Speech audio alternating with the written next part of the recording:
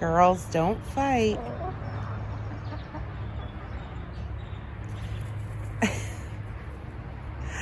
I don't know sometimes if they're playing. It doesn't look like playing.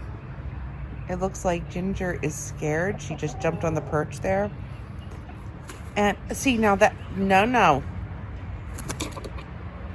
She just flew in the coop. So, like, definitely that wasn't playing. So Lovey has always been the top of the pecking order from day one. She was the first out of the coop, first to explore, super inquisitive about everything, pecks everything, and she was just the natural leader.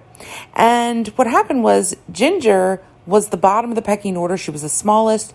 She, was there for about a couple of weeks, and then she didn't like it.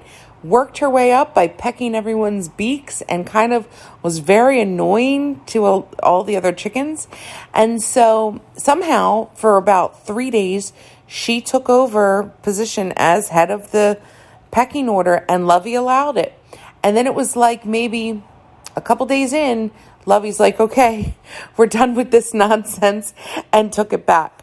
Now, Zsa Zsa, our Polish chicken, she is still the bottom of the pecking order.